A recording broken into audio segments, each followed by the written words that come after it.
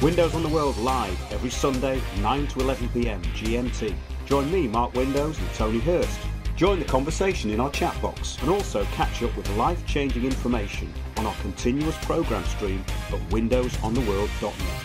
I saw a YouTube video, it was actually an audio interview with someone called Jerry Marzinski, and Jerry's a psychiatric practitioner with a very long career, and it includes working in psychiatric institutions, prisons and rehabilitation centres as a psychiatric rehabilitation counsellor and alcohol substance abuse clinician. These are some of the titles he's worked under. He also led the psychiatric rehabilitation team at Central State Hospital, Milledgeville, Georgia, which housed 2,000 patients and was notoriously described by chief clinical psychologist P.G. Cranford in 1952. He stated it witnessed the heights of man's humanity and the depth of his degradation. That was in his book, But for the Grace of God. Now, Jerry observed the behaviour of paranoid schizophrenic patients and came to the conclusion that the voices they heard were not random hallucinations, but actually possession by demonic entities. This show will give examples of research into this subject and the conclusion that demons are real. So what I'm going to do is give Jerry the floor here and let him tell us a bit about how this started and how he started to come to these conclusions. Well, to start with, I think the reason I found this stuff is because I've always had a very deep distrust of authority. It was kind of bred into me as a child. I mean, I never fully trusted authority for thing after thing after thing. So, you know, when I got into undergraduate psych at Temple University in Philadelphia, what I found was that they expected you to just listen to everything they were telling you, absorb these textbooks, regurgitate it back, and there was no way to actually see for yourself whether there was any truth to what they were saying. I mean, an undergraduate could not access a clinical population of schizophrenics. You couldn't go into a state hospital or a mental health center. You just basically had to take, you know, what they're telling you and assume it's the truth. But that's not an assumption I was raised with. So I was uncomfortable with, you know, the not having any way to verify things. I mean, in experimental psychology, it was different. You could go into a lab, you can run these experiments with rats, you could see the different reinforcement schedules, you could actually see and watch it happen.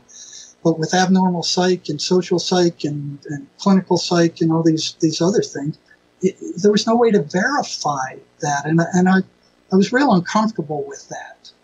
And then some stuff. I think it's really important to put in at this point that there is actually no objective testing for the psychiatric defined illness.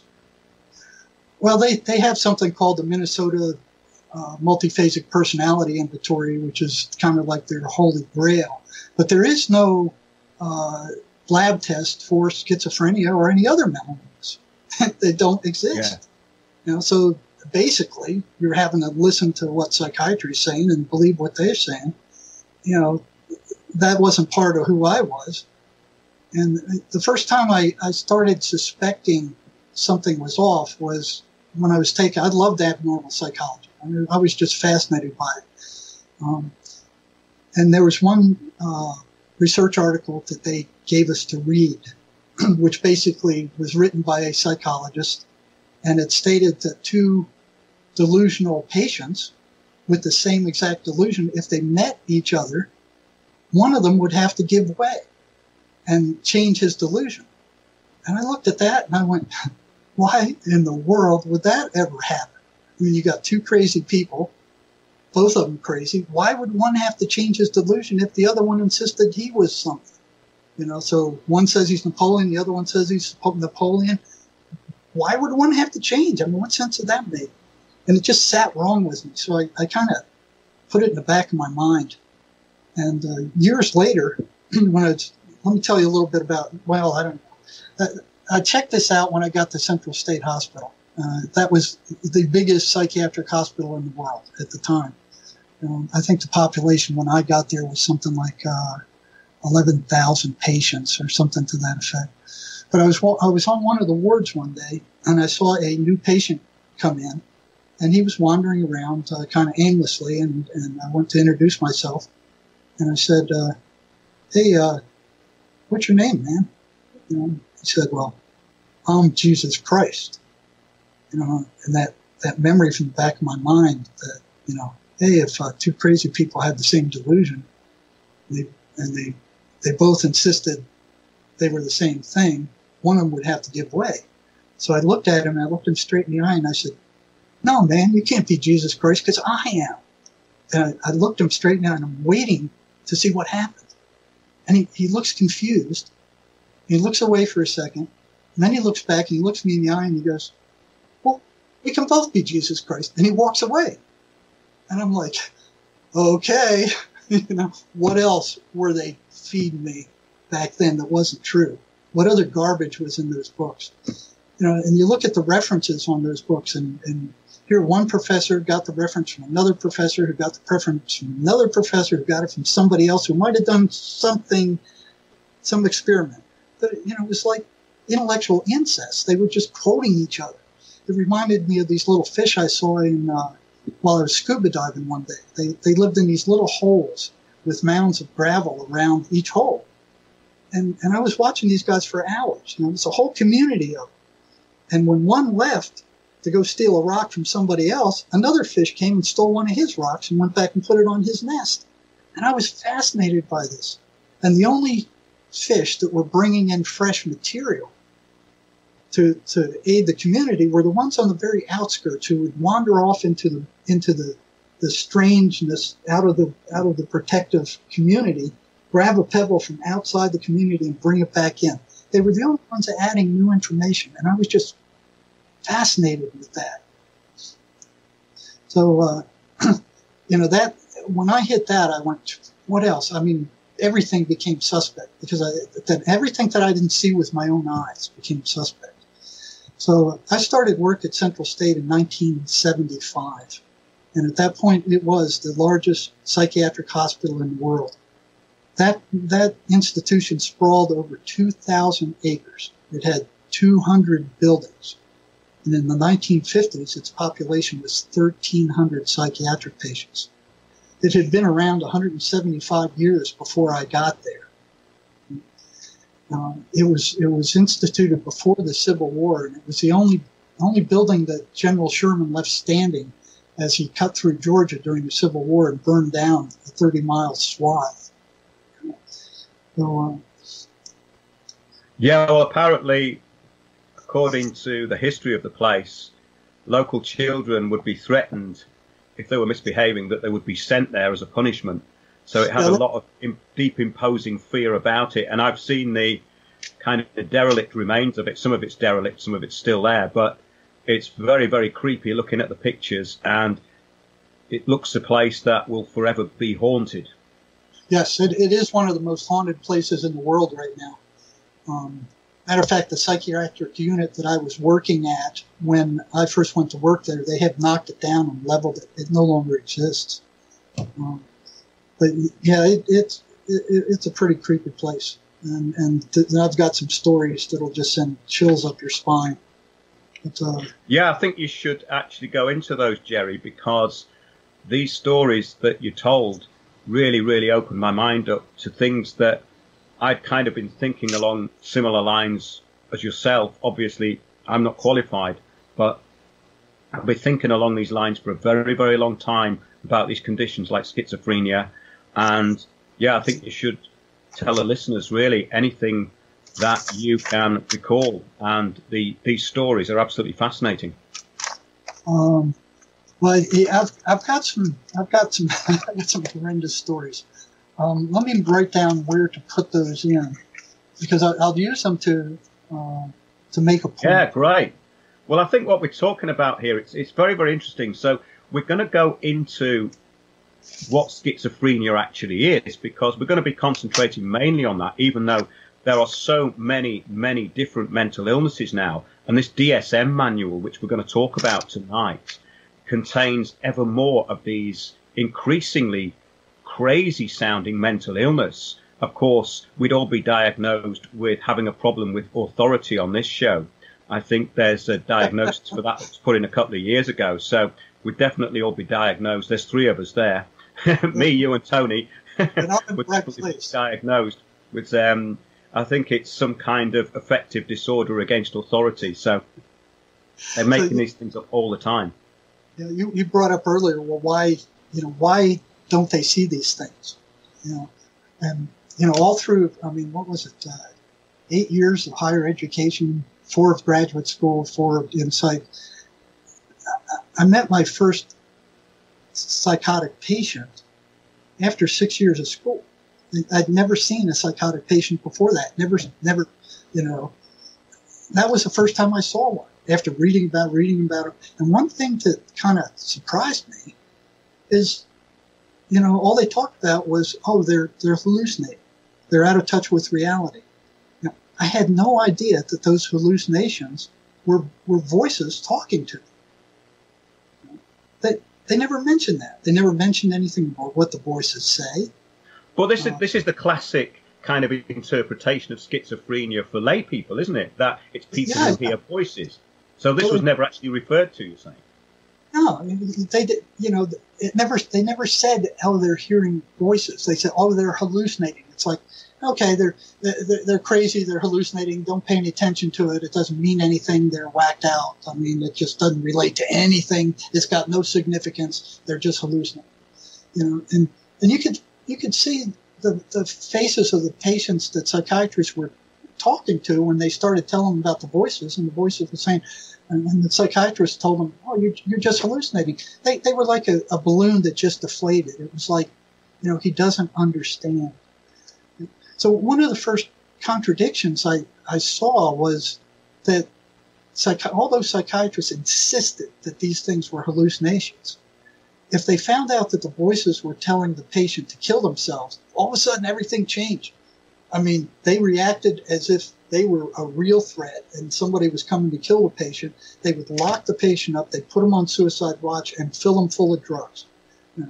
So they reacted to the voices as if they were absolutely real on one hand, but on the other hand, they were insisting that they were meaningless nothings. And they'd lock the patient down and fill them full of drugs. What incentive was there for that patient to talk to anybody about the voices after that, especially a psychiatrist? Now, if you look at the suicide rate of schizophrenics, whose voices often tell them to kill themselves, the suicide rate of schizophrenics over a lifetime is 10 to 22%. 4 in 10 schizophrenics will attempt suicide. The suicide rate of schizophrenics is 4 to 10 times the normal population. It's estimated that between 20 and 40% of schizophrenic males make at least one suicide attempt. It's amazing. Now, what kind of I think at this hallucination point it'd be very good to go into what schizophrenia is and what it actually isn't, because there's some very blurred lines here with a lot of people, and the actual term schizophrenia puts fear into people because of the way it's portrayed. Oh, of course. It's a very scary thing. A lot of times these people are unpredictable. They're set off by, little or nothing. They react to stuff that isn't there or inaccurate perceptions. And I think psychiatrists to some degree are somewhat afraid of them based on their assault rate. So, to conclude that other thing, I asked myself, what kind of hallucination would tell hundreds of patients to kill themselves? I just want to go into this medical definition of schizophrenia and the definition we're going to read out. Now, these are two opposing definitions of schizophrenia, and they're very core to what we're going to be talking about tonight. So the medical definition of schizophrenia and the definition we're going to read out are from the Journal of Religion and Health, and the opposing beliefs at the core of the battle between the state and those who see a bigger picture. One, that the atheistic state model and that of the pharmaceutical industry wants to shut down.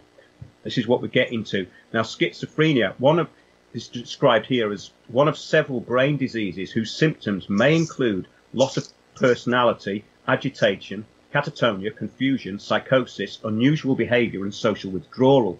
The illness usually begins in early childhood, it says here. The cause of schizophrenia is not known, but there appear to be both genetic and environmental components to the disease. Schizophrenia is not caused by abuse or poor parenting practices. Now, that's going to come up later in the show, because it's very interesting and strange that they would put that in and say that schizophrenia is not caused by abuse or poor parenting practices. Treatment involves use of neuroleptic medicine and supportive interpersonal therapy.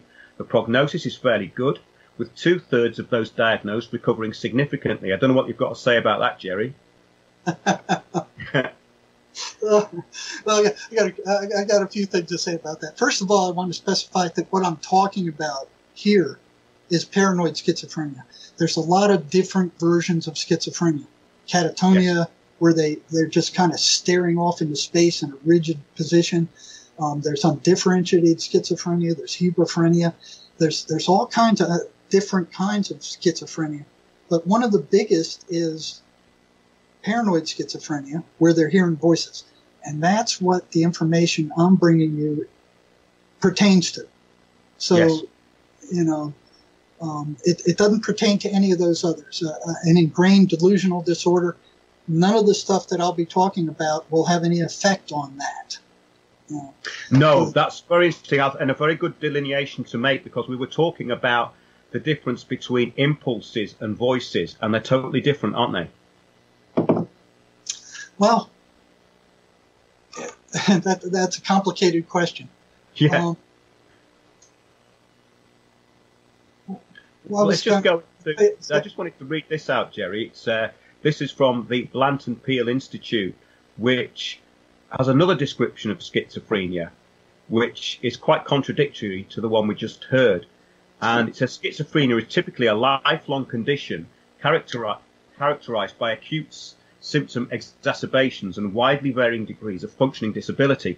Some of its symptoms, such as delusions and hallucinations, produce great subjective psychological pain. The most common delusion types are as follows. My feelings and movements are controlled by others in a certain way, and they put thoughts in my head that are not mine. Hallucinatory experiences are generally voices talking to the patient or among themselves. Hallucinations are a cardinal positive symptom of schizophrenia, which deserves careful study in the hope it will give information about the pathophysiology of the disorder. We thought that many so-called hallucinations in schizophrenia are really illusions related to a real environmental stimulus. One approach to these hallucination problems is to consider the possibility of a demonic world. Demons are unseen creatures that are believed to exist in all major religions and have the power to possess humans and control their body. Demonic possession can manifest with a range of bizarre behaviors, which could be interpreted as a number of different psychotic disorders with delusions and hallucinations. The hallucinations in schizophrenia may therefore be an illusion, a false interpretation of a real sensory image formed by demons. A local faith healer in our region, it goes on, helps the patients with schizophrenia. His method of treatment seems to be successful because his patients become symptom-free after 3 months. Therefore, it would be useful for medical professionals to work together with faith healers to define better treatment pathways for schizophrenia.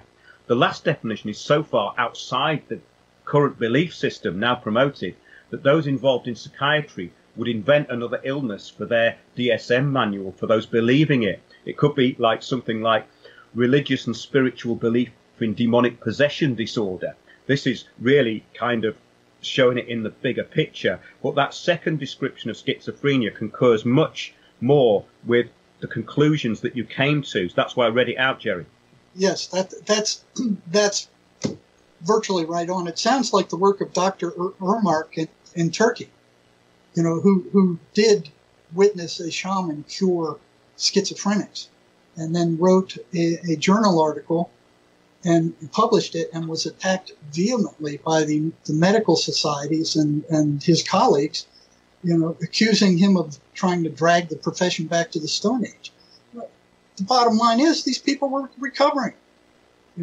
Yes, the voices that they call hallucinations run very well-defined specific patterns that are. And that's something we should really go into, I think. Yeah, that's a really, really interesting point and a very important one, in that the way that this has been presented is that these are just hallucinations, and it's random, it's fragmented, and makes no sense. But your research pointed in the other direction, didn't it? Yes, it sure did.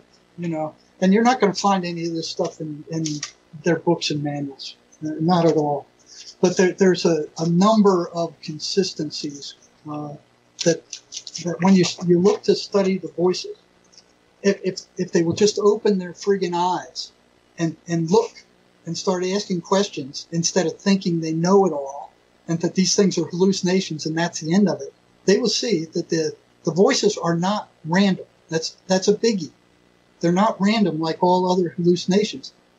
Other hallucinations are all over the place. These are consistently negative, derogatory, nasty, ugly put downs, and they're unswerving.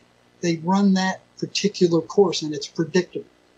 Number two. Now, one thing I wanted to bring up, Jerry, before we move on, is about that line in that kind of conventional interpretation of schizophrenia, where they make this really strange point of saying schizophrenia is not caused by abuse or poor parenting practices. Now, this I find very odd that they would put that in, and I think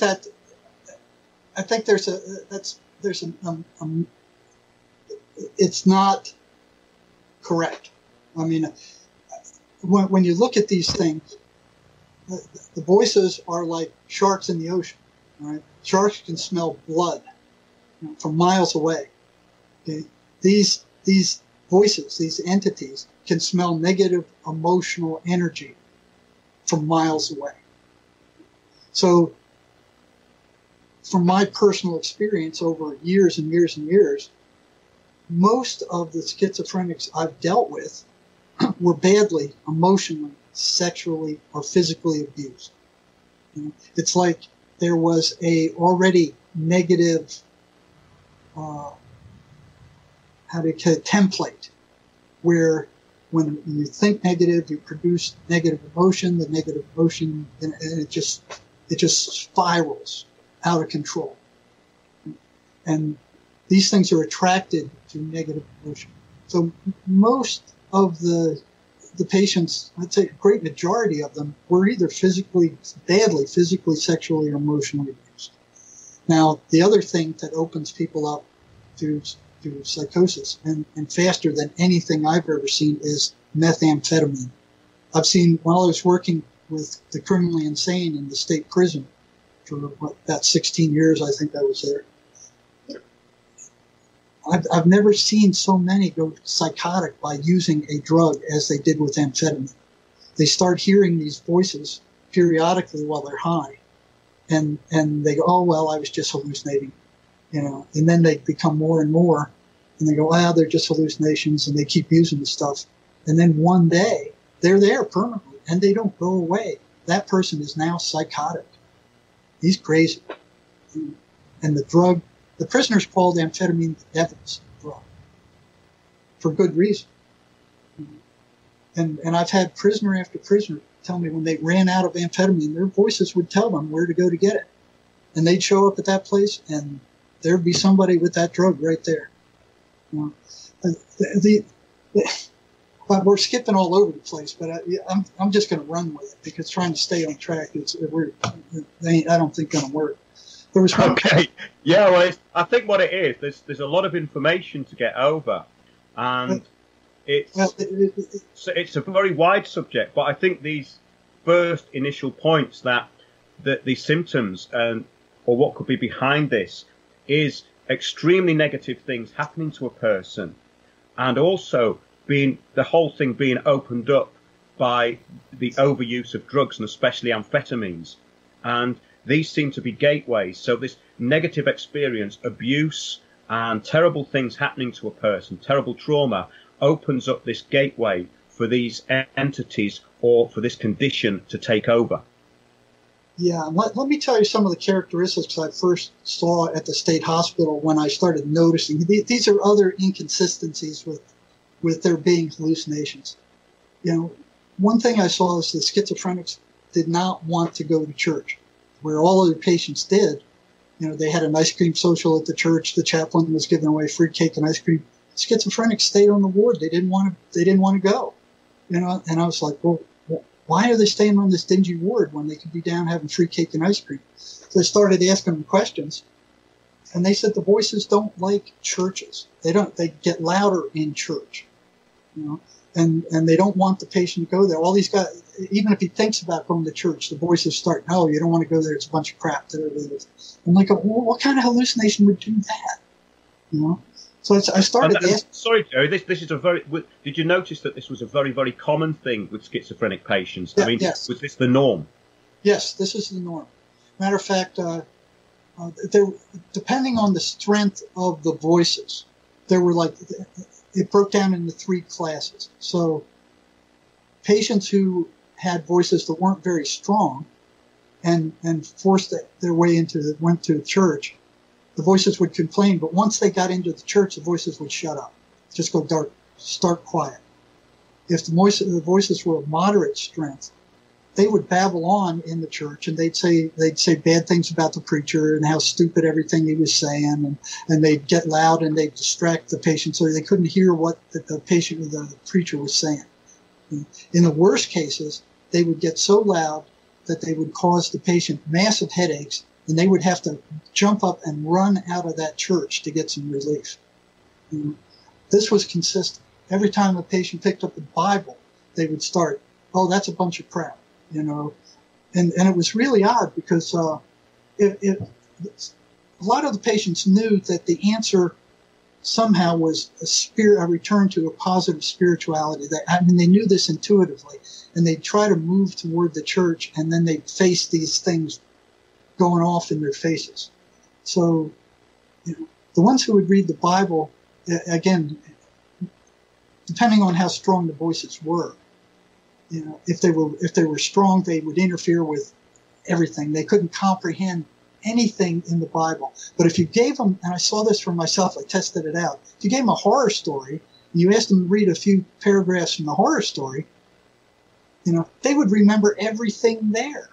So, what I did is got a series of positive spiritual paragraphs and a series of paragraphs from horror stories. And I would give them to the schizophrenics, and I'd say, read each of these, and after you read them, write down everything you remember about them. So I gave them the spiritual thing, gave them the pen, they wrote down.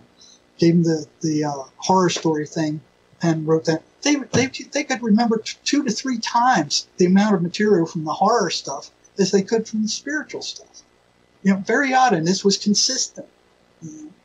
So prayers were another thing. Now, back to the Bible. And this was odd. If the patient insisted on reading the Bible and would not quit, the voices would say, okay, you have to read it from cover to cover. You can't just read it randomly or where you want. And then what would happen would be the patient would get to the sections where this guy begat that guy, begat that guy, begat that guy. I mean, these long pages and pages. And then the voices would come back and see, this is a bunch of crap. Look at this. What are you reading this for? This is garbage. Why are you doing this? Stop it. And they'd have them at that point. They would stop reading. So I found that the schizophrenics were attracted to all kinds of negative stuff, negative movies, horror films, anything that would feed that negativity. They would self-sabotage themselves. I mean, the voices would tell them, you don't have to complete your schoolwork. You don't have to show up for your doctor's appointment. And they would constantly fail at whatever they tried to do. And this was over and over and over. One of the first things I saw was the medications. I mean, here that they're giving them antipsychotic medications, which are bringing them back to what we would call somewhat normal reality. Because psychosis is horrible. It's absolutely hell on earth. It is awful. There's nothing short of a full-scale war and a horrible blood-covered battlefield that is worse than psychosis. So I watched time after time as patients would all of a sudden quit taking their medications. Matter of fact, I remember one time, the first time this came to my attention was I was walking through one psychiatric unit, and down on I remembered the top banister on the second floor of this psych unit was open. And for some reason, they were chopping off the bottom section of the banister. And I didn't know why, but I stopped and I was watching, along with a bunch of patients who were also standing there watching them chop off the bottom of this banister. And there were sparks flying all over, and it was like, yeah, this is cool. When that cap fell off that banister, thousands of pills came out of that banister like a friggin' slot machine. I mean, all colors. They were bouncing all over the floor. Hundreds of them. Patients had been throwing those pills on the top of that banister for who knows how long, decades. And here were thousands of them come pouring out. And I'm looking at these things, and most of them are antipsychotic drugs. And I'm like, why would they do that? Why would they throw away the drug that keeps them sane? And then I noticed that they were refusing and resisting taking those medications. They'd stay on them for a while, and then all of a sudden they'd start falling apart in class. I get a call from one of the instructors. I had to leave Yarborough, go over to one of the vocational classes, and here's the guy, psychotic and paranoid. Did you stop taking your meds? Oh, yeah, I stopped taking your meds. And I asked him, well, why'd you stop taking your meds? Virtually all of them said, well, the side effects are awful. Yeah, they are. The side effects are awful. But compared to psychosis, they're small potatoes. Compared to being in a psychotic state, they're nothing. They're bad. And I couldn't figure it. It didn't make any sense. Why would they be choosing absolute worst, the most horrible of these two choices? The side effects of the meds, which weren't good, granted, or the absolute hell of psychosis and becoming totally non-functional and crazy as a bat and sometimes dangerous and just totally out of it. Why were they choosing the worst of the two? And that's all I would get. Now, I'd ask all the staff, why are they doing that? Oh, well, they don't like the side effects. Oh, yeah, but, that doesn't make any sense. Well, they're crazy. That's all there is to it. That's one of the symptoms of their being crazy, that they don't take their meds. They're crazy. And I'm like, well, what kind of explanation is that? So, I asked all kinds of staff. I asked attendants. I asked psychiatrists. I asked psychologists. That was the basic thing. They're crazy. That's the symptom. They're crazy. So I'm like, well, what doesn't make any sense? And I came to the point where the only way I'm going to find an answer to this is to ask the patients. So, I began asking the patients, why are you doing this? Why can't you? At one point, what I did was got a listing of all the negative side effects, or all the negative aspects of paranoid schizophrenia. So 2 pages of bad crap, of symptoms of paranoid schizophrenia.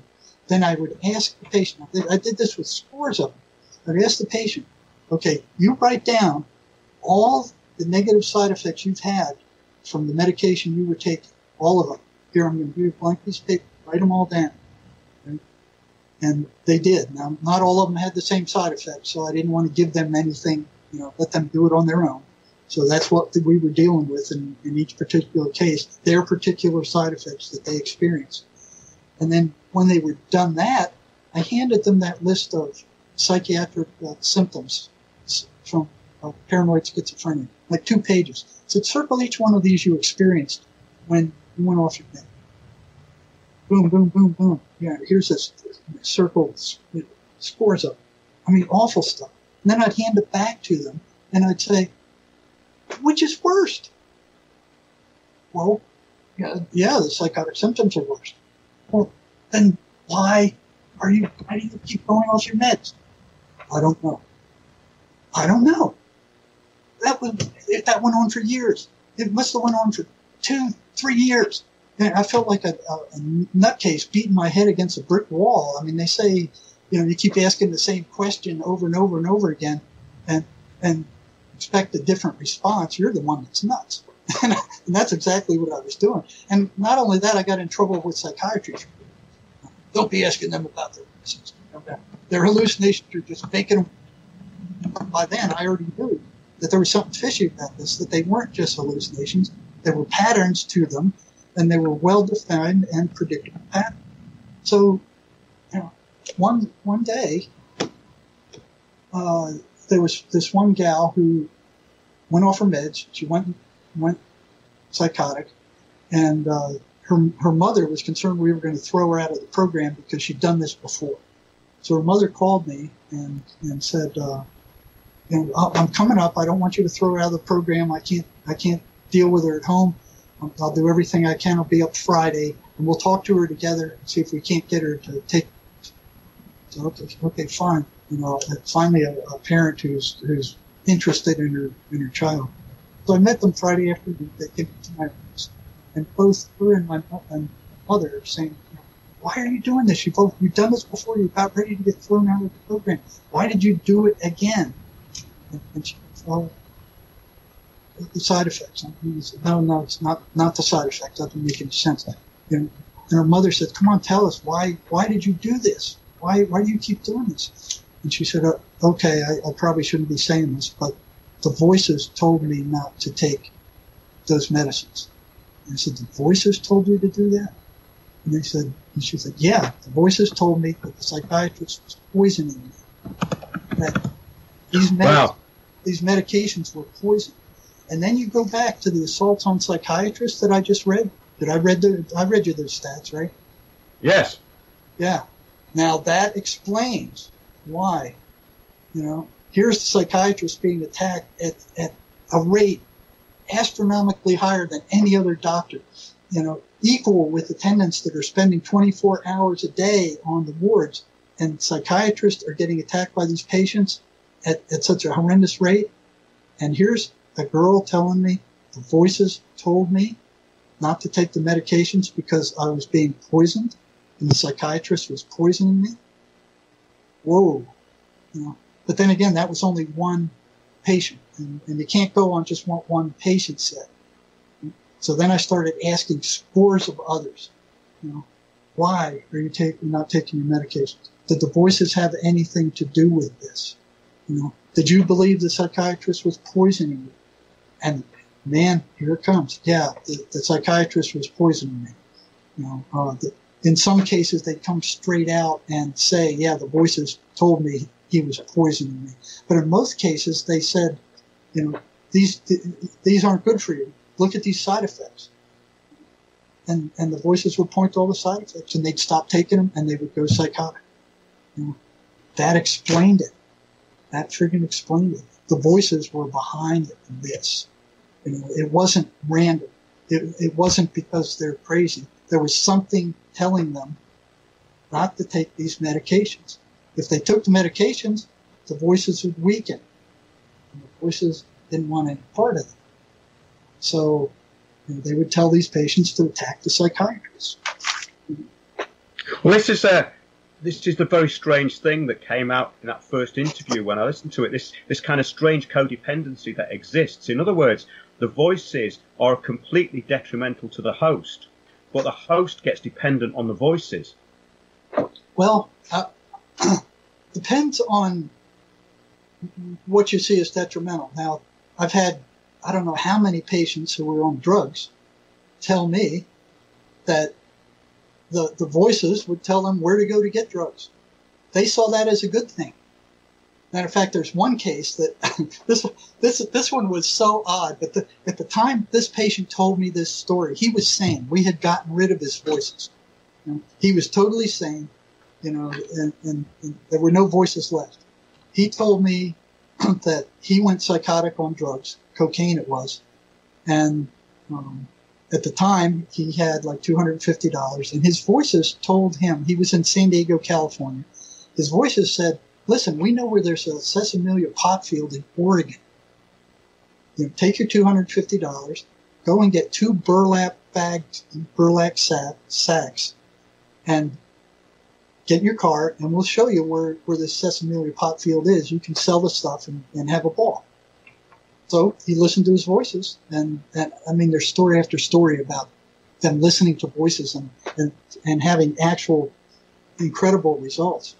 So he got in his car, drove to Oregon, and they're telling him turn by turn where to go.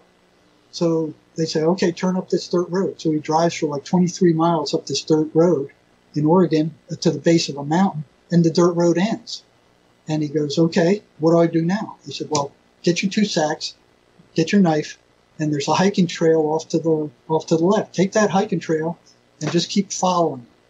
So he followed that hiking trail up for like 3.5 hours, got up into this big open field, and it was just full of these sesamelia high-quality pot plants.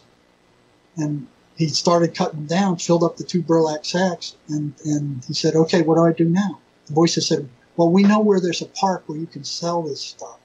And so they told him. They told him right where to go. And here he is selling that pot, making a fortune selling it in this park. And I said, well, what'd you do with all the money? He said, well, I had all the prostitutes I could handle. You know, I had all the liquor I wanted. I had all the cocaine I wanted. You know, and the voices were fishermen. They wanted to go fishing. And I said, what?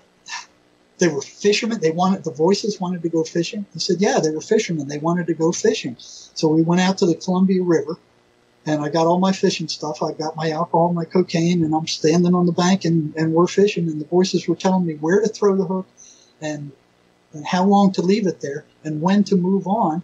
He said, I was the only one catching fish on the river that day. Nobody else was catching fish. And I'm like, you made this up. And no, I didn't make this up. This is a true story. You know? And I said, well, what happened? And he goes, well, for 2 weeks, I had all the prostitutes I could handle. I had all the whiskey I could handle. I had all the cocaine I could handle. I had pot. I had everything I wanted. You know, and I was fishing and having a great old time. And then I ran out of money, and I was about to go up to the pot field again and fill up the bags. And the voices said, no, they're up there waiting for you. If you go up there this time, they're going to kill you. They know somebody, you've been taking your pot. They're waiting for somebody, whoever's doing it. They're waiting in ambush to get you. Do not go up there. So the voices told him, take your money and go back down to San Diego. And he came back in San Diego with more money than he had to start with. Now, what was odd with this case is that his deceased mother would come through every once in a while we were struggling with his negative voices. And that was odd. Now, what I found as a rule of thumb is if a voice or an entity or spirit comes through and it says anything negative or derogatory, immediately I'm suspect that this entity is negative and that it's playing the part of a good spirit to kind of reel the guy in. So I'd ask him, well, what does your mother say? And he goes, well, she tells me stuff like, wear clean underwear and stay away from this guy and don't go near that guy and do good in school and, all the kind of stuff mothers would say. I said, well, does she ever tell you anything negative? And he goes, no, never. Well, that's odd. And I said, well, what happens, what does she do when the voices come? And he said, well, if they're the weak ones, she can chase them away. She said, if they're the strong ones, she runs because she's not strong enough to drive them off. So the mother was there all the way through this, and I'd ask, what's your mother telling you these days? Just checking to see if it was anything negative. No, it wasn't. There was one day where she said, well, you stay away from that prisoner. And, he was looking at a prisoner on the yard. And he said, well, okay, I'll stay away from him. Because she said, he's going to beat you up if you don't stay away from him. And so one day he's in the bathroom. He just took a shower and his hair's wet. And he's combing the hair back and whipping that water out of his hair. And this inmate that he was warned about walks through the door just as he whips his hair back, and the water goes flying off his head. The water hits this other prisoner in the face, and he attacks him. That actually happened. I'm like, whoa.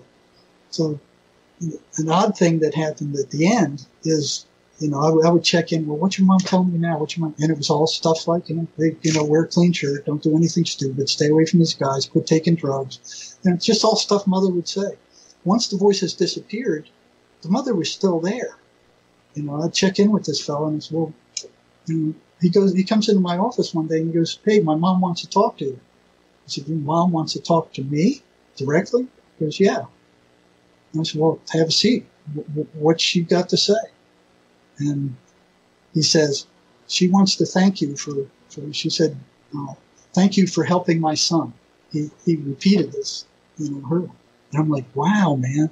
I'm getting goosebumps just talking about this. And I said, you're most welcome. Your son did a good job of following through with what he was told to do, and I was just a catalyst. And I asked her, I said, well, what are you doing up there? She goes, well, I'm checking people in. I'm the secretary. I said, whoa. And I went to ask her another question, and her response was, everything you need to know is in the Bible. She said, I'm not supposed to be talking to you. And that was the end of it. And this guy had recovered, and he never went psychotic again. He stopped using drugs. He was cured. This is incredible. How did you get the patients to trust you, to talk to you about voices? That took years to learn how to do that. The bottom line is there is no positive outcome for paranoid schizophrenics to talk about their voices to anybody. You look at what happens. They talk to their friends. Hey, man, I'm hearing these awful voices. They're telling me these horrible things. They're telling me to do these rotten things. They're telling me I'm no good. What is their friend going to think? Like, hey, man, there's something bad wrong with this person. They're possessed or something. They're weird, and it's scary, and they back away. So they lose their friends, and then they go talk to their parents. Hey, man, I'm hearing voices, and they're not telling me good things. And well, that's scary. Something's wrong with you. We need to take you to a psychiatrist. So, okay, they drag him into the psychiatrist's office, and psychiatrist, well, what's going on with you? Well, I'm hearing voices. Well, what are they? They're bad. You can't sleep. Yeah, they're bad. I can't sleep. I'm hearing them. I get upset. They get stronger, and I don't know what to do. Oh, well, you're psychotic. We're going to have to put you on meds. So, here comes the heavy duty, major tranquilizers, and they turn the person into a freaking zombie. And then the patient saying, well, wait a minute, these aren't hallucinations, these are real. No, you're hallucinating. They're not real. I'm the doctor. It's due to a chemical brain imbalance in your brain. You need to take these medicines, and there is no cure, and you have to take them for the rest of your life, and you have to take them every day. And they make the patient feel like crap. I mean, it's like pouring sludge on your brain. I mean, they're not good things, but they do keep the person somewhat sane, and they reduce the strength and the frequency of the voices. But yeah, I think it'd be a really good point, Jerry, to bring in that story where you realised that this was something much bigger than just something going on within the prisoner. When you had that psychotic patient and you went into the room and you realised there was phenomena happening around the patient. Oh yeah, that was this one guy was the prison was a perfect place to work with these people. I mean, they were criminally insane, and the prison was always in an uproar. I mean, there was always somebody assaulting somebody. There was, it was in a constant negative uproar. It's like hell on earth. So a psychotic patient complaining about me setting him off by asking him about his voices wasn't even background noise there. Where on a psych ward in a private hospital or in the state hospital, if a patient complained that I was upsetting them because I was asking them about their voices, that was a big thing. It was like an unwritten law in private and state hospitals. You do not upset a psychotic patient for any reason. Because you never know what they're going to do. Look at the assault rate on psychiatrists. I mean, you can't ever really predict what they're going to do. So I think there was this level of fear about upsetting them because you never knew how strongly they were going to react or how violently they were going to react. So you just don't upset them. That's the ground rule. You don't upset them. You just kind of tiptoe around them and don't be asking them nothing that upsets them, and just, handle them with kid gloves and walk on eggshells. I wasn't about to do that, so I got myself in a lot of trouble a lot of times, ordered by psychiatrists several times not to be asking them questions about their voices, because all it does is upsets them. It reinforces their hallucinations, and it makes them worse. It doesn't make them any worse, you know. It'll make them agitated. It'll set them off sometime if you're not careful. So I had to know how far to push them without setting them off, and I was pretty good at that. Every once in a while I stepped over and got in trouble. But the prison was a perfect place to be studying these voices, because even if they did go off, like I said, I mean, the psychotic prisoner complaining about the psychologist upsetting him, that's not even going to be on zero on the Richter scale compared to some of the stuff that goes on in there, you know. So I was able to, what I did is surrounded myself with a group of criminally psychotic patients who were willing to tell me everything about their voices, irrespective of how bad their voices beat them up for doing so. And I don't know how many times while I was talking to one of these guys, the voices would come out and say, don't tell him anything else. He already knows too much. Shut up. I mean, that happened over and over and over again. And I'm like, what the hell kind of hallucination would say something like that? And, well, I think we're just getting down to the real meat and potatoes of it now, in that this is not what we're being told. And I suspected this for a very long time.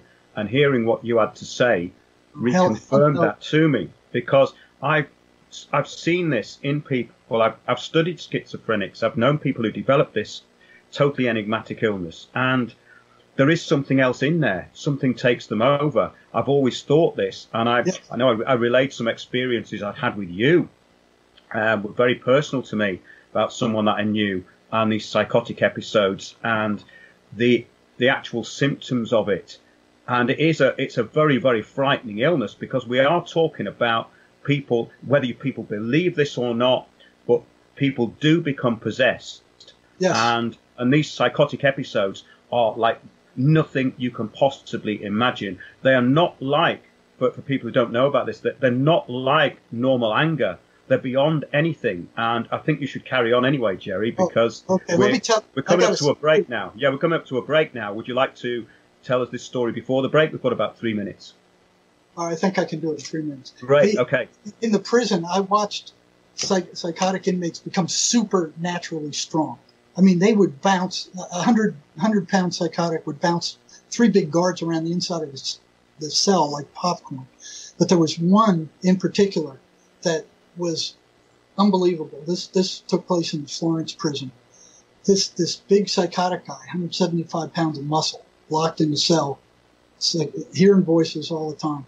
They wanted to move him to another cell. He would not come out of it. And the guards being what they are, you know, hey, we're macho, you will come out, we're going to make you come out. Instead of just shutting off his water until he came out, they're going to make him come out. So they say, you either come out of there or we're going to get the pepper spray and we're going to douse you with it. So they had these like quart canisters of pepper spray. And they said, okay, come out, you know, cuff up, come out, or we're going to let you have this. He goes, you know, screw you, I'm not coming out, I'm not doing anything. You know, so they started spraying him. He put a towel around his face, and they just saturated the inside of that cell with this pepper spray. And that stuff is nauseous. It's awful. I mean, you get anywhere near it, the guards' eyes were watering. They were suffering, you know, from spraying the stuff so much. And this guy took that off, and his face was all flushed and red. You know, and he's just standing there, you know, kind of going, screw you. And I'm not coming out. You come in and get me. You know, at that point, nobody was going to try to go in there. And so they said, you come out, or we're going to go get the stun guns. And it's 50,000 volts. It's these little darts that shoot in with a wire, and they stick in the prisoner, and then they start putting in the electricity. 50,000 volts. That's enough to knock down any prisoner I've ever seen. Even the biggest ones would go down with a 50,000 volt charge. They put 2 of these things in this guy. They shot him twice, and one of them is discharging, and this prisoner just standing there shivering, just shaking, you know, all over the place. And just, you could tell he was being electrocuted. When one discharged and was recharging, the second one was firing. So they did this 11 times, one after the other after the other. It would be enough to kill most people. And this guy just standing there shivering, you know. And then the warden comes down and goes, yeah, I think you better stop it. I'm going to get fired for cruel and unusual punishment. Okay, so they stopped that. And then they said, okay, you come on out now. And the guy, screw you, come in and get me, you bunch of sissy asses. And started cussing them, a bunch of wimps and fags. You know, he was hitting them with all the stuff that, you know, kind of all demeaning stuff. They said, you come out of there, we're going to go get the dog. Now, the attack dogs, the prisoners are terrified of the attack dogs. I mean, those things, they will rip you to pieces. So they went and got the attack dog, and they said, now come out or we're sending in the dog after you. So he goes, screw you. You come in and get me. So they opened the cell wide enough for that dog to leap in there. The prisoner was sitting on his bed. He throws his forearm up in front of his face. The dog latches onto his wrist and bites all the way down to the bone and will not let go. You know, and the guy pulls the dog with his arm up to eye level, looks the dog straight in the eye, and says, sit. And the dog sits, but he won't let go of his arm. You know, and the dog's sitting there with blood gushing out of the guy's wrist. And the prisoner looks up at the guards and goes, come and get me. They weren't going to go in there. So like by then they had like 30 guards out there, and the dog wouldn't let go, and they pulled on the rope, and the dog kind of pulled the prisoner out of the cell. And once he was out, they beat the crap out of him. But, you know, you talk about supernatural strength. I mean, once they get angry, there's energy that comes in from another source that is just unworldly. And I spoke to what do you call those guys? A devil worshiper once. In the Satanist. Yeah. Yeah. Oh, he was spooky. He was one of the spookiest I've ever spoke to, and he talked about where that energy comes from. I guess it's about time for a break now, though.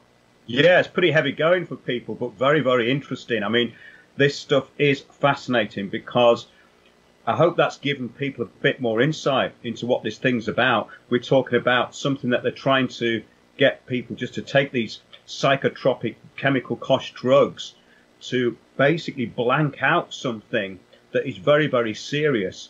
And it's not just something that's a chemical imbalance. That's the most important thing. This is something else, and it goes back into ancient times. We've talked about it. We've talked about possession. We've talked about this kind of whole. It's a massive part of our history, demonic possession and spirits and people being attacked by these energies and these forces. And even to a small extent, everybody knows about this stuff because people, for instance, know when they're being stared at. People know when there's malevolent intention towards them.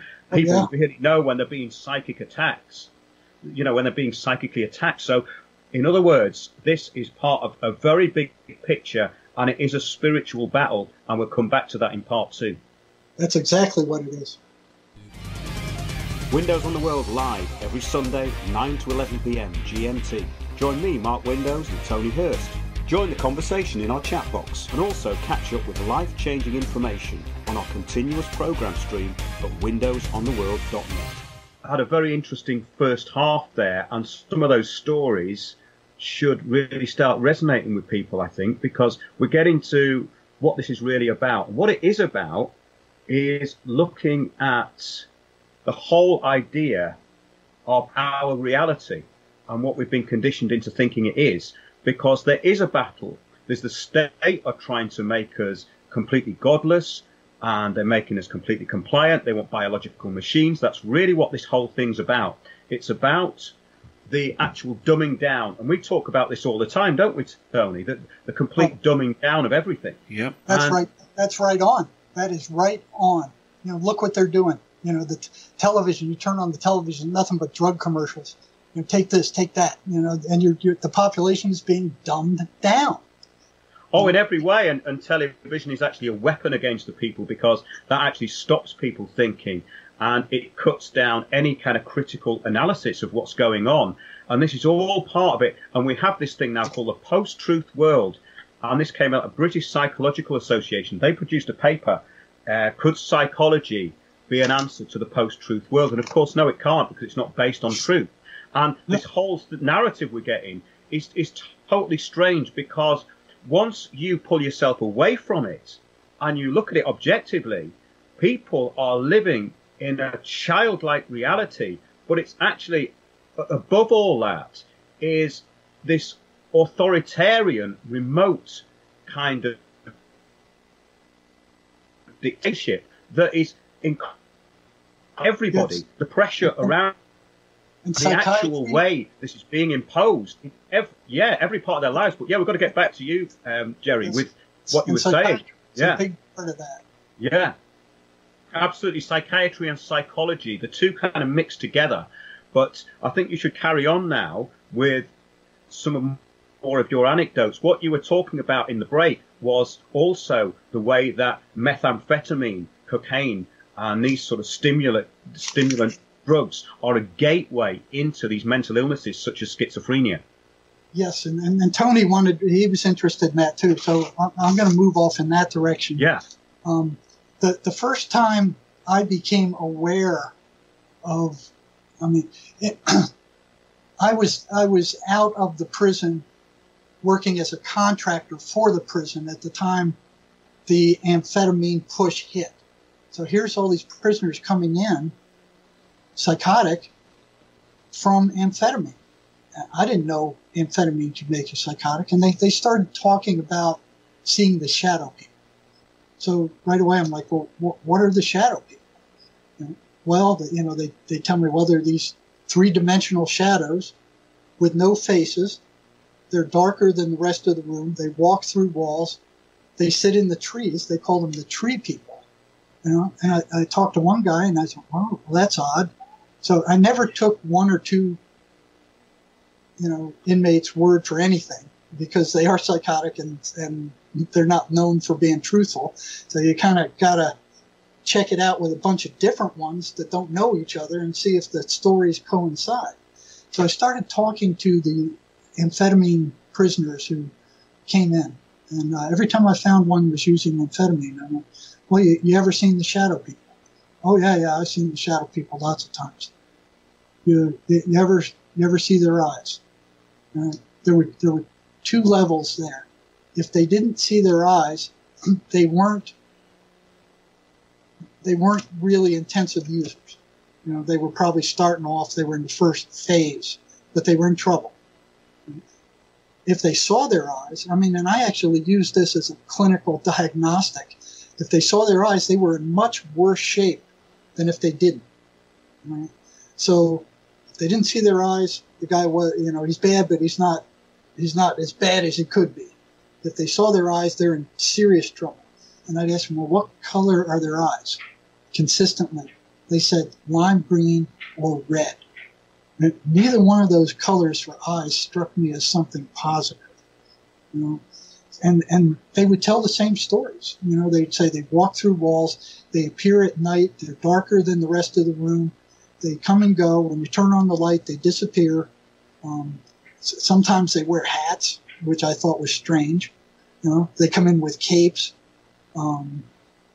They blur past. They come and go.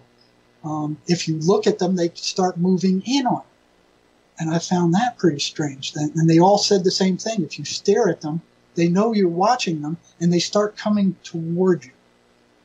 And at that point, most of them went, well, this isn't good. I don't want whatever this thing is coming toward me. So they turn away and they stop paying attention, unless they're in the bedroom at night. That's why a lot of these guys sleep with their lights on, because they can't see them when the lights fall on. They disappear. And then there was one time where, now this was fascinating to me because I'd never known any prisoner to experiment with these things. And this prisoner told me that he and a friend were injecting amphetamine. They were seeing these shadow people, and they were wondering what they were and if they both saw the same ones. So what they did is they took off at night to the Sells Indian Reservation south of here, went down this isolated dirt road on the reservation in the middle of nowhere, brought their amphetamine. One of them shot up and waited. The other guy stayed straight. And then the one who shot up started seeing the shadow people. So he started going, wait, there's one over there. You see him? No, I don't see him. Well, there's another one right next to you. You see him? No, I don't see him. And so after a series of questions, they realized that they needed the meth to see these shadow people. That somehow it sped up their system to where they could see this particular vibration. So the second one shot up, and then they started comparing. You see that one over there? Yeah, I see him. What's he doing? He's doing this. Well, how about that one over there? Yeah, he's moving to the right. So they came to the realization that they were both seeing the same thing. You know, it wasn't like an independent hallucination. They verified with each other that what they were seeing was the same. You know? So they kept watching these things, and all of a sudden, then slowly, especially amphetamine-based ones. I do know a little bit about that, and that psychosis. Yeah. Now, psychotics also see these things too. You know, they see the shadow people, but the meth heads, you know, in this case, the shadow people circled them. They were in this truck. They came out of the desert and they circled them, and they were moving in on them because they were watching and pointing at these things. And they kept coming closer and closer, and these two guys freaked out. They jumped in the truck, locked the doors, and they were watching them from inside the truck. So I said, well, what happened? He said, all of a sudden the back of the truck recoiled like there was a giant boulder hit the back of the truck, and the front end jumped up. And I said, what was that all about? He said, well, the whole back of the truck was filled with these shadow people. And man, that made the hair on my back stand up, because they were, if that was true, they were affecting physical reality, which I didn't think they could do. You know, I thought they were just kind of like ghosts or something like that. But if they could make the back of the truck recoil and the front of it jump up, there's a little bit more to this than that. And it kind of shook me up a little. And I said, well, what did you do after that? And they said, well, we drove off like a bat out of hell, almost wrecked the truck. And I asked him, well, did they follow you? And he said, no. You know? So that kind of spooked me a little bit. You know? And then one day I was telling Tony, I was working in one of the large hospitals in the ER, and I'd been assigned to the Christmas Eve shift, which I hated. So I'm in the psych annex waiting for, you know, psychotic or whatever the police drive in to evaluate and figure out what we're going to do with. And this fella comes in from the ER into the psych annex, and he is shaking like a baby. He just cannot stop shaking. I bring him to the office, and you know, I'm like, hey, what's going on, man? Well, I've been using amphetamine. I've been using a lot of it. Well, for how long? Well, I've been injecting for 10 years. I'm like, what? You know, I said, you should have been dead by now. 10 years? He goes, yeah, 10 years. Well, do you ever see the shadow people? Oh, yeah, I see the shadow people all the time. You see their eyes? Yeah, I see their eyes. What color? You know, red or lime green. You know? And then something, I figured, you know, this guy's been at it for a long time. Never had any of them that I talked to said that they could hear what the shadow people were saying. They were talking. They said they don't talk. So I asked this guy, I said, you ever heard him talk? And he said, yeah, I've heard him talk. And I went, wow, man. So, well, what did they sound like? And he said, well, he made this high-pitched squeal that kind of sent shivers up my back when he tried to mimic, you know, the voice tone of this thing. And, you know, and I said, well, what did they say to you? And he said, well, they told me to jump in front of traffic and that I wouldn't get hurt. So I said, well, what'd you do? He said, well, I went and I jumped in front of the car and got hit and got knocked to the side of the road, and I was laying in the gutter. I said, well, what happened then? He said, well, shadow people were all around me, and they said, get up, you're not hurt. And he said he got up and he wasn't hurt. He said he did this twice and he wasn't hurt. And you know, just when he said that, all of a sudden he stopped shaking and his eyes got black, wide black. And there was something looking through those eyes that wasn't human. It was like this cold hatred, you know, that, you know, the feeling I got was, I'd rather cut your guts out and spread them all over the room than say another word to you. You know, it was like you know, one thing I learned is you can't show fear. You cannot show fear. So I'm staring at this guy, looking in those eyes, and they were not human. It was spooky. It was just like they went down fathoms of just dark hatred. And then he stopped. He stopped shaking. He was just still, dead still while this happened. And then a second later, he started shaking again. Wow. And, I'm like, whoa, that was spooky. And even though it was maybe 10 seconds that stare lasted, it felt like an eternity, And then I asked him another question. I forgot what it was. He answered it. And then that thing came back again, and stared at me again. And it was like, I don't know if I can take this anymore. But, you can't show fear. You have to, it's like a dog. If you turn around and attack. Yeah. So, after that next question, I can't deal with this guy anymore. The psych nurse had to do her evaluation. She only could deal with this guy for 30 seconds. She'd come run into my office and go, what did you find? I can't deal with this guy. So yeah, the shadow people are part of it. Yeah, they sound pretty scary. The other thing that strikes me is all this supernatural strength. I mean, I first heard stories about this in the papers, but way back in the 1980s when they used to report on James Brown and his PCP indulgements and what he used to do to the police on those occasions and that. And apparently he had the strength of 10 men or something. So just use the video of the girls, the twins in Sweden that were running in front of traffic and getting hit by trucks, right? Didn't you see that video? Yep, I've seen it. Yes. Two psychotic twins. And man, they were being hit by trucks and bouncing off them like nothing. I mean, it was unbelievable. Was that the BBC Motorway Cops one?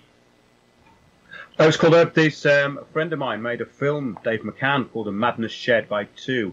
And yes, they were under observation by the police and they kept getting let go. This is why he thinks that they were allowed to get away from the police so much, and they ended up on that motorway. But it is actually fascinating just to look at that footage because, yeah, they're getting hit full on by trucks and they're just getting up and walking off.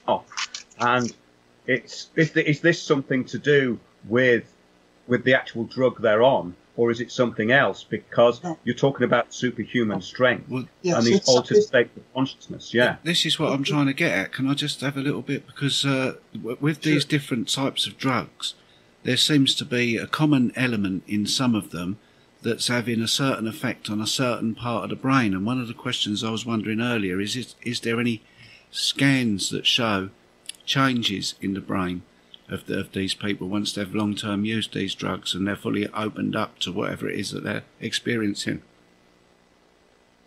I don't know the answer to that. Yeah, whenever they've tried to find patterns in the brain or any kind of scans, it doesn't work, does it? They're able to find anything afterward. Now, while they're under the influence of the drug, I think they do. But those scans can't pick up possession. They've been trying to find some chemical marker for schizophrenics forever. They can't find anything. They don't have any evidence for a chemical imbalance. None. Zero. But yet they're selling all these drugs based on there being a chemical imbalance in their brain. It's a scam. Now, that's not to say the drugs don't work. They work to suppress the symptoms, but that's all they do. They don't cure anything. And, that's a perfect drug to rip off the populace with, a drug that only temporarily suppresses the symptoms, doesn't cure anything. The patient has to take it to maintain sanity, and they can charge, I think one of the antipsychotics here was $750 for a month's supply. Most people can't afford that. It's crazy, isn't it? I mean, psychotropic drugs can't medicate something which is not there if they can't actually see that it's there. And this is the big point, isn't it? That we're talking about something that is not tangible. And this is, I suppose, the entree into it for people who can't get their heads around this idea of possession and all the rest of it, is that we're talking about something intangible here. Nobody really knows what it's about. these diagnoses of mental illness. I think maybe you should go into that, Jerry, the kind of very woolly diagnoses and basically the absolutely kind of clueless way they go about it, but they do it under jargon, don't they? Well, you know, one of the things that struck me as very strange to start with is they say, oh yeah, it's a chemical imbalance. But I have never seen them give a lab test to find out what that imbalance was or how much of an imbalance there was. You know, that struck me as strange to start with when I started at the state hospital. Here they all the psychiatrists saying, yeah, it's a chemical imbalance in the brain. You know, but then I go, well, which chemicals are out of balance and by how much? You know, how do you know? Well, we just know. Do you have any lab tests? No, we don't have any lab tests. We just know. You know, I mean, well, how do you know? You know, well, you know, it takes years of studying psychiatry to answer that kind of question. And I'm like, well, wait a minute. You know, and you look at the way they dealt with these guys. Here they're filling them full of different chemicals. I mean, each one of those antipsychotic drugs are radically different chemicals from each other, and they all have the same effect. And that effect is to sedate or tranquilize the patient. So if it's a chemical imbalance, what are all these different chemicals having the same effect? You know, they say, oh yeah, there's a 1-to-1 correlation between these chemicals and a blockage of dopamine receptors or something like that. Oh yeah, they're concentrating on that. What they're completely ignoring is that there's also a 1-to-1 correlation between sedating and tranquilizing these patients and the amelioration of psychotic symptoms. They won't even look at that. It's a 1-to-1 correlation. You calm these guys down, the psychotic symptoms start to rebate. They start dropping off. You know, they totally ignore that. And that happens because these entities want negative emotional energy. That's why they're filling these people's head with all this crap. It's all negative. You're no good. You're rotten. You're a scum. Nobody likes you. You know, you're a burden on everybody. I mean, there's a list on Sherry's website of 50 of these most common awful things that these things say to people. They're all negative, derogatory, demeaning, they're all aimed at generating negative emotional energy in the patient. Now, once that happens, and now this is a marker that if psychiatry would open their friggin' eyes, they would see it. Is that every time these patients are attacked by the voices, after those voices leave, those patients are drained of energy. They don't have any energy. Some of them are so drained they can't even get out of bed to eat breakfast. And they will tell you this. And I did a statistical analysis of this once. Is 2 sheets of paper, 1 to 10 scale. How much energy do you feel you have before the voices attack? You know, draw a circle, 1 to 10. How much energy do you feel that you have after the voices attack and leave? 1 to 10. Consistently, it was markedly less energy. I ran an analysis of variance on it when I knew how to do that stuff, and it was statistically significant. And you ask them, where does that energy go? Oh, I don't know. I don't know where it goes. You know, and for years I thought I saw that energy, but I thought it was due to the anxiety created by these voices attacking at night and saying these horrible things and nightmares, and you know, that's a lot of anxiety.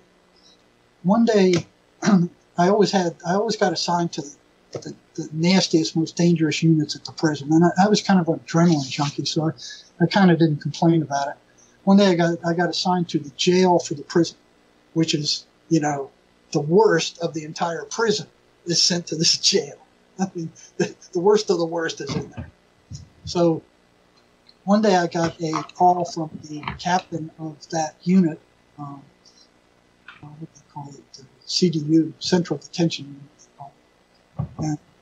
And he said, well, we got a prisoner here who the inmates, he snitched off a big drug deal. We're doing a drug deal. He told the cops busted the deal, you know, took all the drugs, sent a bunch of the gangsters to different prisons, and really, really pissed off the gangsters. And they were trying to kill him. They wanted him dead so bad that they got into trouble so they could get thrown into the central detention unit so they would at least have a chance of trying to kill this guy. You know, they'd already stabbed him once and didn't kill him, you know, and they were shooting these messages under his door. You know, they have these strings that they can throw with a message on it that shoot across the entire floor so fast you can't believe it, and go into the next cell with a message, and then they reel that thing back in. I mean, it's amazing how they do it. I had no idea how they do it, but they're good at it. You know, and they were sending him all these notes. You know, you come out of there, you're dead, man. We're waiting to get you. You know, he could not come out of that cell without a guard taking him anywhere. That's how much danger it is. And you couldn't be in any more anxious than that. On top of that, his cellmate was a flaming, florid psychotic. I mean, this guy was hearing voices all the time. He was unstable, and this other fellow would wake up, and here's this psychotic guy standing over him in the dark, staring down at him in the dark. I mean, you can't get under much more stress than that, because you never know what that guy's going to do, that psychotic guy. So he sent me an inmate letter that said, hey, you have to help me. I got to get out of here. At the same time, the captain of the central detention unit sent me another letter saying, you have to do something about this psychotic guy who's driving his roommate nuts. So I went down there. They were both in the same cell. You couldn't have a better experimental situation. I mean, they were under the same roof. They were eating the same food. They were being fed at the same time. You know, they lived in the same place under the same circumstances. I mean, it was just perfect experimental situation. So, you know, I talked to them both one after the other. And, the psychotic guy was, first I talked to the guy that the inmates were trying to kill, and watched as he ascended the steps up the unit to come to the interview room. He looked like Superman compared to the psychotic guy. You know, and in his interview, he had plenty of energy. He was nervous. He was anxious. He had a lot of energy, you know, and told him I'd do what I could to get him out of there.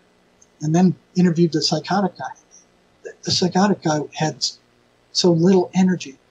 He could barely make it up those steps. I mean, he was slumped down in his chair. He could barely move. You know, he had no energy. And I said, well, your energy disappear after the voices come. He goes, yeah. You know where it goes? No, I have no idea. At that point, it's amazing, some of these recollections. It wasn't the anxiety. Yeah. At that point, I knew without a doubt it wasn't the anxiety. Yeah.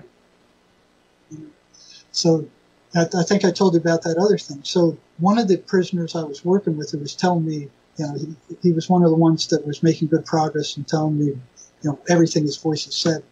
I had I forgot what book. It was from a shaman who said that it was these entities actually fed off of the negative emotional energy of the people that they infested. So I figured I'd bring this book, and read that chapter, that paragraph, to one of the psychotic guys I've been working with for a long time. And I trusted this guy, and he was honest with me. So I started reading this to him, and he went into this stare like a zombie. He just stopped, and he's staring at me with this odd look on his face, you know, like he wasn't there anymore.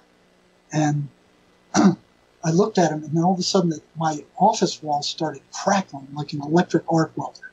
In back of me, it started right behind me, and it started moving up the wall to my right at a 45-degree angle toward the ceiling. But I couldn't see anything. I could hear it clear as a bell. It sounded just like an arc welder. It was loud. It was this electrical crackling, and it was moving up the wall. And this guy's just staring at me. And I'm like, what is going on here? You know, and I was startled. I was like, whoa, whoa. And I went, I looked at that, and I was afraid to take my eyes off him for too long because I didn't know what he was going to do. I was thinking he's probably going to attack me. So I pushed my office chair against the wall just in case he did, so I could kick him back. And they always had a female officer over the medical unit. She would have been useless. I mean, I was basically on my own.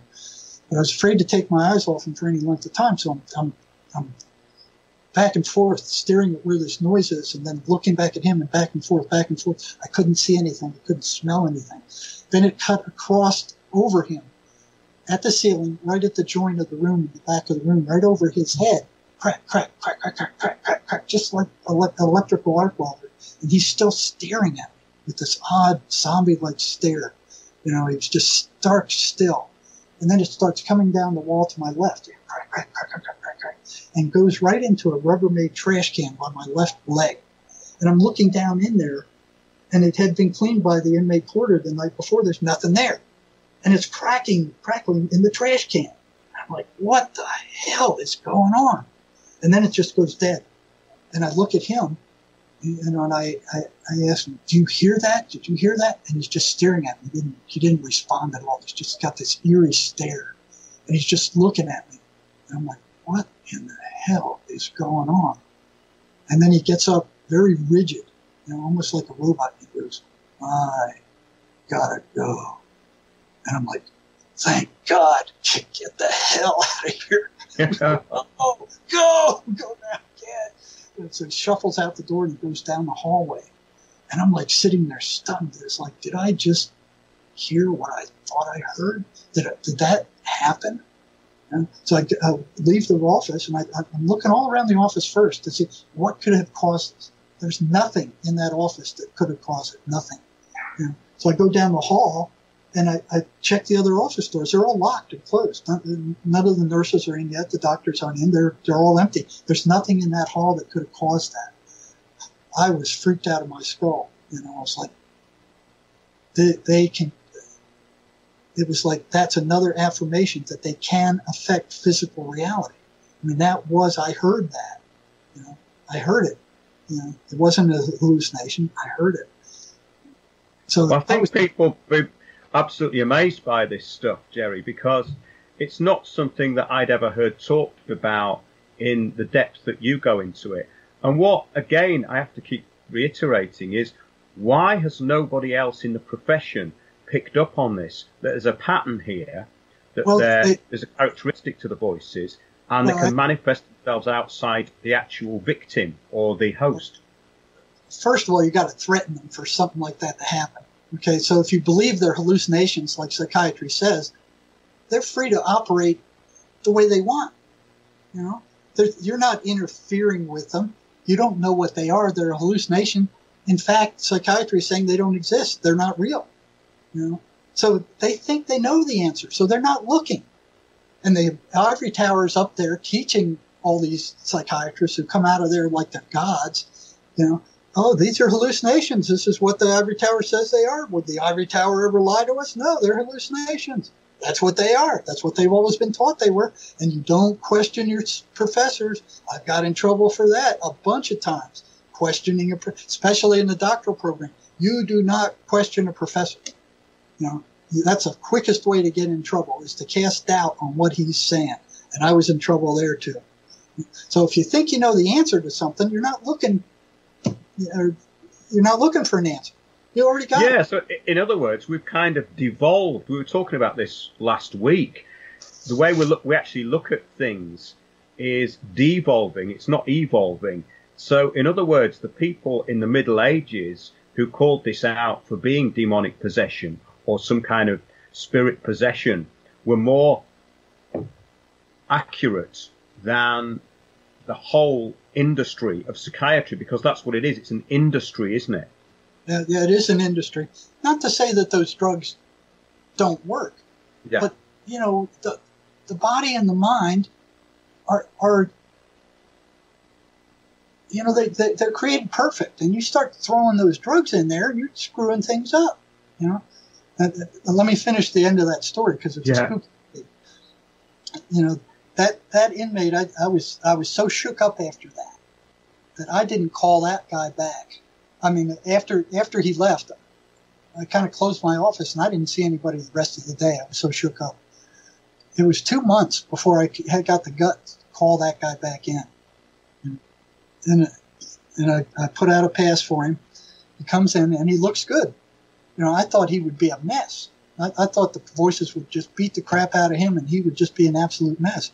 No, he surprised me. He came in, he goes, hey, I've been doing some of the stuff you said. The voices are getting less and less, but he'd warned me earlier before this ever happened to what I was doing was dangerous, and I didn't know. I thought whatever these things were, they were in the head of the psychotic and they couldn't come out. Well, this was a different story when I heard this myself. So after some small talk, I asked him, I said, did you hear that crackling when you were in my office last time? He goes, yeah, I did, but I was surprised you did. And I said, what was that? And he said, that was them. I said, the voices? He goes, yeah, that was them. And I said, what were they trying to do? He said, they were trying to scare you off. And I said, oh, God, they did a damn good job of it, And I said, and he was real sociable. I mean, I thought he'd be a mess. He wasn't. I said, what were they telling you as you left the office looking like a zombie? He said, they were telling me to go get a shank and stick it in your belly. Shank is a homemade prison knife. And I said, well, why didn't you do it? He said, I couldn't find one and nobody would give me one. And I'm like, whoa. That was spooky. That was very spooky. It certainly is. And your experiences are absolutely amazing for people to hear. I was so blown out with this stuff when I first heard it, and I hope everyone else is. But yeah, we were talking really along the lines of that this is a sort of spiritual battle that we're in generally, because in other words, what we're actually being fed through our media and all the rest of it is pretty demonic too. When you talk about negativity, this is what we get bombarded with, isn't it? We're bombarded with negativity. The whole war on terror narrative, the whole terror narrative, it's all about terror. It's all about trauma. And it's all about a kind of doom-laden narrative, which is given us all the time. And we're meant to be thankful for our little bit of safety in the middle of it all. And we're meant to be thankful that that's our lot. And we talked about this last week, the way we've been dumbed down, the way we accept so little. And the whole point with this, if you actually talk about it to a lot of people, they will, through fear or ignorance, not even want to know. And this means to me that we are devolving. In fact, when we talk about this stuff, and the Middle Ages, when they did talk about it for what it was, demonic possession, and they actually did refer to it as that. And when you go back into the Bible and the Watchers, the Nephilim, we were talking about this last week, that these offspring of the gods who came down and wrongly started breeding with earthlings, left these awful spirits here. And these were meant to be really powerful demons, but there were demons here before that, and there were spirits here before that. But apparently these ones were like, these were monster demons that were just left on the planet. And once you start looking into this stuff, it starts to make sense. It doesn't become something in your mind that's far-fetched. It actually starts to make much more sense than the narrative. And I hope this is starting to make sense to people out there, that these diagnoses of these mental illnesses, schizophrenia, as we've been talking about, is not what we're led to believe it is. It's something completely different. And your experiences over your lifetime, which is a really long career. I mean, you've been doing this. How many years were you a psychiatrist, Jerry? Well, I'm not a psychiatrist. I'm a licensed psychotherapist right now. Yes, you were in the field of psychiatry. Yes, yeah. Yeah. So I've worked with psychiatrists every day for years. If I was nuts, they would have had me locked up a long time ago. And I'll tell you, if I was working right now, I wouldn't dare say anything about, like I said here, it would be an interview like with Robert Stanley, where I go incognito, because boy, they would not tolerate this very well at all. They're not going to like it anyway. But carrying your stream of thought a little further, you look around and you see what the television is telling you. All this negative crap, horror shows, negative news. The world is a mess. Everything is horrible. Everything's fearful. Trust your government. They'll protect you. Constant wars, constant battles, constant inundation with horror and terror and war, and you're constantly being fed this. Now, what effect does that have on your mind? It generates fear. Right? And what do these things feed off of? They feed off of fear. Now, you might think, oh yeah, well, poor schizophrenics. They're the only ones affected by. No, they're not the only ones affected by these things. How they operate is extremely clear in schizophrenics. I mean, it's very clear if you can get them to talk to you and see these patterns.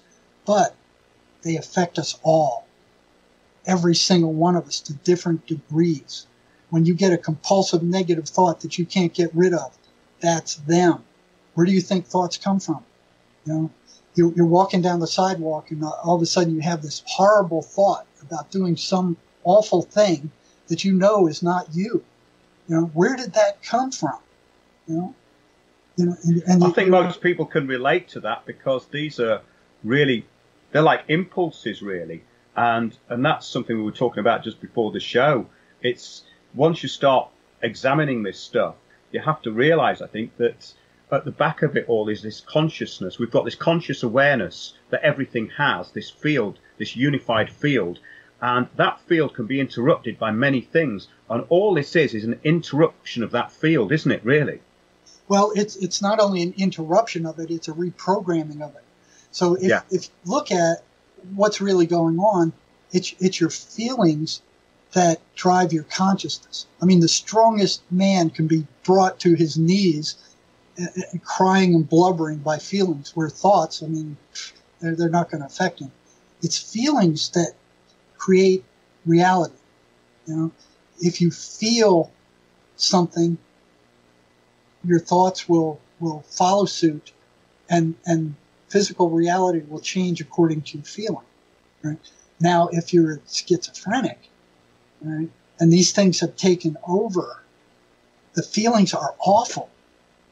Right? So you're creating, or those feelings are creating, a awful negative reality that is generating a massive amount of negative emotional energy for these things to feed off of. It's your feelings that create. So they hijack the feelings. Once the feelings create a nightmare reality, then it becomes a self-perpetuating, whirlpool, where you just keep sinking deeper and deeper and deeper. And same thing with compulsive thoughts. So it's not just, okay, this person's schizophrenic. We're all schizophrenic to different degrees, if you want to look at it that way. It's a disordering of thought and feeling. And you get a compulsive thought that just comes into your head, and it's a bad one, that it's like, and then you start remunerating over it. Where do you think that thought comes from? Emanuel Swedenborg 700 years ago said, no thought belongs to you. These thoughts come in from outside of you. You are the chooser. You are the one who chooses whether you want to concentrate and feed energy into a negative thought and feeling, or if you want to concentrate and feed energy into a positive thought and feeling. You will move in the direction where you make that choice. You are the chooser. Now, what these negative entities do is try to take away that free will, and they give you their mind. So these voices are actually them in the person's mind, telling him to do this and do that and attack these psychiatrists and run into traffic and do all these horrific things. It is no longer the person anymore. I remember one female I was working with where the voices came out and went, she's ours. Don't waste your effort. She's ours. Get away. Very clearly. Now, before we close, it would be really nice to go into how you can deal with this. In other words, how this can be interrupted. And you've had quite a lot of success with this. We're going to have to go into this in another show, but just to round this show up, could you give us some examples of how you've interrupted this possession, and what would you say to people in closing? Well, we can do this briefly, but Yeah. Oh, this is going to be a whole new show, Jerry, but I think we'll have to come back and do that. But just to round things up for today, because that will get people interested to come back again and listen to more. But you have to understand the premise of these things is they feed off of negative emotional energy. They can't create it themselves. Right? So they have to put these thoughts and feelings in your mind to where you're generating that negative emotional energy. They can't stand positive emotional energy. So they can't stand church. They can't stand positive spiritual anything. They can't stand reading the Bible. They can't stand reading, positive spiritual stuff. That weakens them. And they're going to, well, the way I operated to start with is, and this was in the prison because I could get away with it, was to tell the prisoner to do the opposite of what they were telling him to do. Now, this really upset the voices in a lot of times. And then the voices would come back and call me all kinds of names and, you're stupid and don't listen to him. He's crazy. But, the more they did the opposite, the weaker the voices got and the angrier they got with me. So Sherry came up with something called That's a Lie program. These things, and the premise is everything they tell you, everything the voices tell you about yourself that's bad is a lie. And if you just keep throwing that in their face, now this is just one aspect of it. There's a whole lot of aspects to, how to get rid of these things. And Sherry got rid of them on her own. And I faced an inquisition in the prison because prisoner after prisoner after prisoner stopped taking their meds and showed no psychotic symptoms. And I got pulled up before the medical director and the inquisitor said, "What are you doing?" Well, I couldn't tell him what I was doing. Well, the chief psychologist, well, you were experimenting with prisoners without permission. How do you know that? Well, because this isn't supposed to happen. There is no cure. They shouldn't be coming. I thought they'd be happy about it. Look at all the money they were saving on antipsychotic drugs. No, they pulled me up in front of a damn inquisition and accusing me of curing these people, and threatening me for doing that. I couldn't freaking believe it. Couldn't believe it. And in prison, it's no good deed goes unpunished in a prison. That is the hog trough for these entities. That is their major feeding ground. Nothing good is allowed to happen in those places. And by society putting people in there, they put psychotic people in there. They've taken over for the state hospitals. The state hospitals closed down. These psychotics they can't make money. They can't hold a job. They commit crimes. They get thrown in prison. It's a negative, horrible environment. They become more violent, more cold, more callous, and then they're released back onto society. I mean, it's insanity. I've seen them release patients or prisoners that I knew would kill somebody in 6 months, but their time was up. They got to go. Their time's up.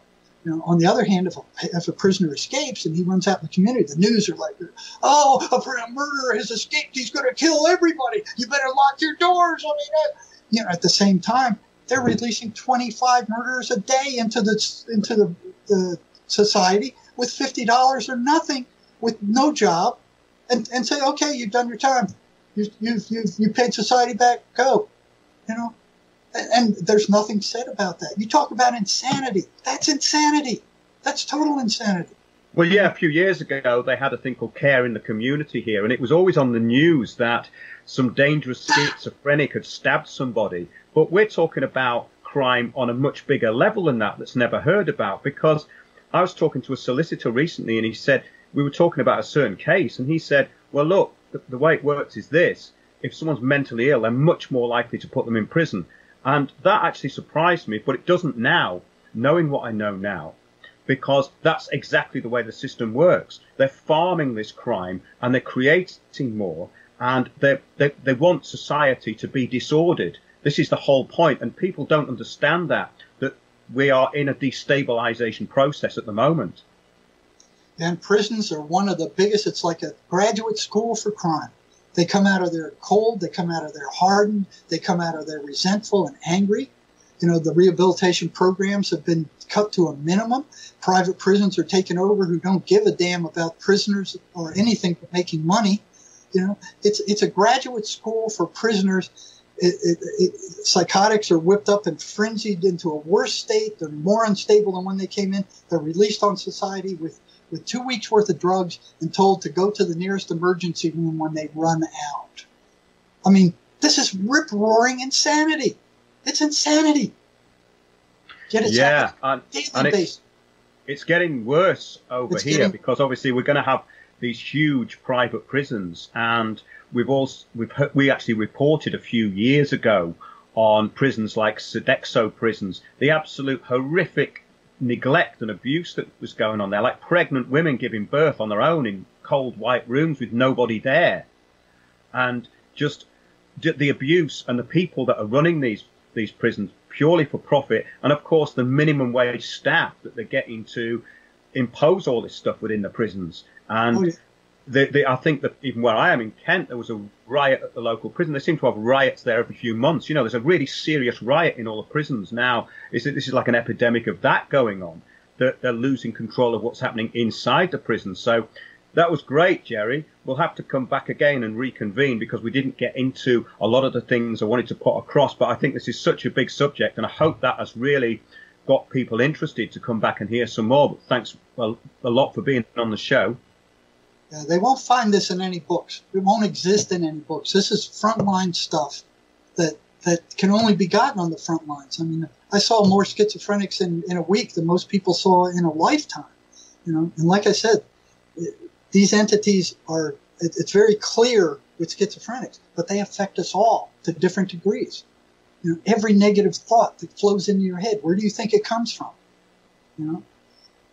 No, exactly. And that's food for thought for everybody, that we should all be self-aware and be watching out for negative energy, because there's a lot of it about. And once those doors are opened and you have something wrong with you, the way these things find their way in is basically when your psyche has been attacked or you're open to it. And it's kind of as simple as that. That's great, Jerry. We're going to put up your websites. Would you like to say them? But we are going to put them on the screen. I didn't understand your question. All right, your websites. Sorry. Yeah. Yeah. Can you just put them on the on? Absolutely, yeah. Because we've got Sherry's as well. Keyholejourney.com. Yes. We've got your YouTube, Dr. J, Jerry Marzinski, and a Facebook page, The Presence of Other Worlds in Schizophrenia. Yes. That's great, Jerry. Thanks a lot. So back to you, Tony. Excellent. Thank you, Jerry. I've really enjoyed the show tonight, and I can't wait to listen to it again. So there's a lot to digest in there, and getting you back on is going to be good, because we've got a lot of questions and comments in the chat tonight. Thanks, as always, to everyone for those. And they will come out next time on the show. There was a lot to get through tonight, obviously, and we're overrunning a bit here, but that doesn't really matter that much. What matters is that you've all listened. Hopefully you've got something from it. I know I have, and we will be back here next week. Windows on the World live every Sunday, 9 to 11 p.m. GMT. Join me, Mark Windows, and Tony Hurst. Join the conversation in our chat box, and also catch up with life-changing information on our continuous program stream at windowsontheworld.net.